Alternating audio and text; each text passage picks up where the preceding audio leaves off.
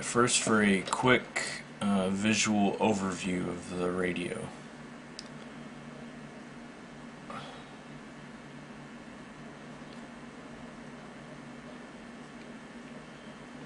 Note that there are usually little rubber feet in these two grooves.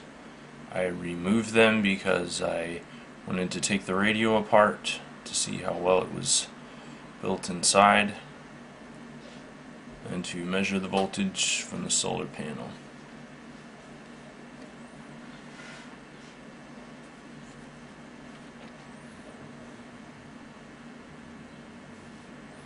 Also, normally there's a lanyard cable attached to this little peg here. I removed it. So it has quite a few features, not as many as you would expect. Got AM, FM radio, you've got 7 channels of weather bands, you've got a dynamo for crank charging, you have a standard USB port that you can use to power portable devices, cell phone for example. You have a solar panel, it's quite small but should give you a little bit of solar power. There's a 3 LED flashlight and a headphone jack. Now for the more detailed inspection. Alright, this is the solar panel right here.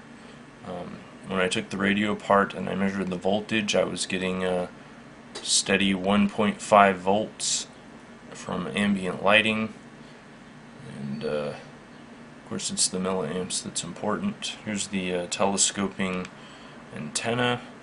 You can move this around, and it's not very long, but it seems to do the trick. Here's the flashlight switch.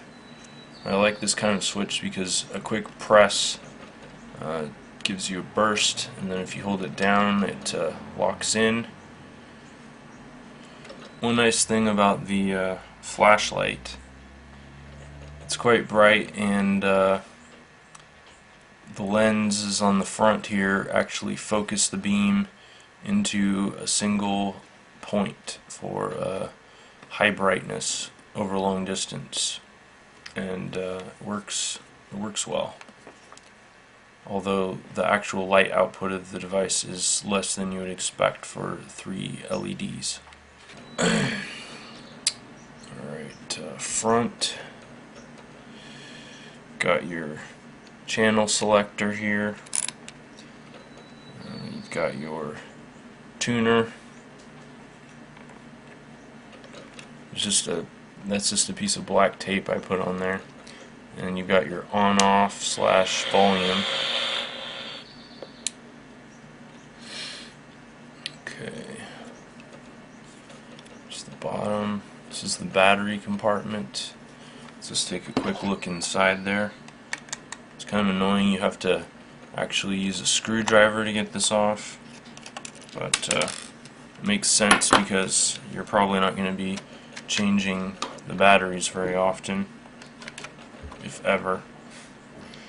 Alright, so you got a little NIMH pack here, 350 milliamp hours, 3.6 volts. And here's the back with the dynamo.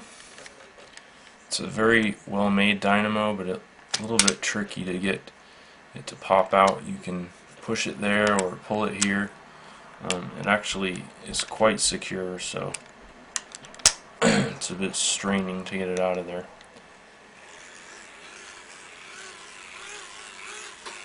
Very solid feeling, although this little end cap here is not exactly the most sturdy I've ever seen.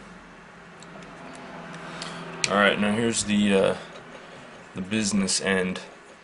There's a little rubber flap here. You pull this back, you have your standard USB port and headphone jack, mono of course. According to the manual, turning the crank for 90 seconds will give you a 30 to 40 minutes of low volume play. The solar panel, 8 to 10 hours in the sun will give you about 3 to 5 hours of playtime. As for criticisms of the design, I would like to suggest a few improvements. I think the overall shape could be a little more ergonomic. It feels fairly good in the hand, but for the amount of time that you're going to be cranking this to actually give it a decent charge, it gets quite uncomfortable, mainly because of the edges. I mean, they're fairly rounded, but they also kind of push against your hand. And the positioning of the flashlight switch, while highly logical, is also a bit problematic, mainly because you are tending to push it when you're gripping it to charge, and sometimes you can accidentally turn the light on. The solar panel position is also kind of annoying, mainly because you're pushing down on that and it's really smooth plastic. It feels a little bit fragile. It's not like something you really want to be pushing down on.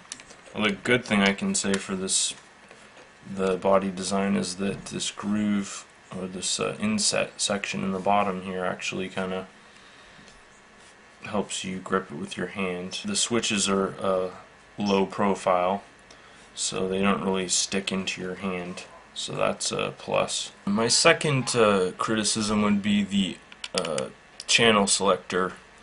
I think it's very poorly designed.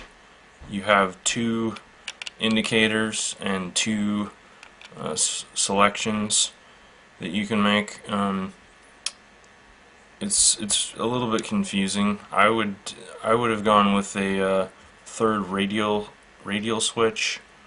I think that would have made that a little bit more intuitive. This is something I found to be quite curious. You see these four screws here? Those are actually fake screws. They don't actually go into the body. And I know this because I took the device apart. This gray area, it looks like a separate piece of plastic. It isn't. It's actually just painted. That's kind of curious. As for the band indicator, it's acceptable. I think they could have probably improved it a little by making the little white bar there a little bit smaller, and maybe put some lines to indicate the bands. Something that I think would have been really useful would probably be a more accurate battery meter, because obviously for something like this that has multiple uses, like you might want to charge a device with it, you probably would like to know what the battery charge is, and also it would give you a little bit of feedback as far as the efficiency of the dynamo and the solar panel. But in fact, all this battery light really does is light up when you're cranking the dynamo, so fairly useless. The tuning light lights up when a station is coming in strong, so that's kind of useful, but it's not like the most useful thing ever. Weather band LED, completely useless. I mean, it just comes on when you're on weather band. I mean, even if you're not getting a clear signal. As for sound quality, well, it's quite good actually, and it can get quite loud. Admittedly, I'm not an electrical engineer, but I think if I designed this radio, I probably would have opted for a digital tuner and maybe some rudimentary digital controls, just because I think you add a lot of mechanical overhead with this manual analog tuning system. Although I'm assuming that they probably went with the analog because it's cheaper, although you would think by now that integrated radio circuits would be so cheap and reliable that they would actually be more cost effective than analog. Alright, so let's actually try out the charger and see how that works. This is actually my first time trying it out. Put the switch here to cell mode, and then crank the dynamo. at the recommended 2 revolutions per second. We'll see how that works. It does seem to be working. My phone turned on and the little charging indicator is going.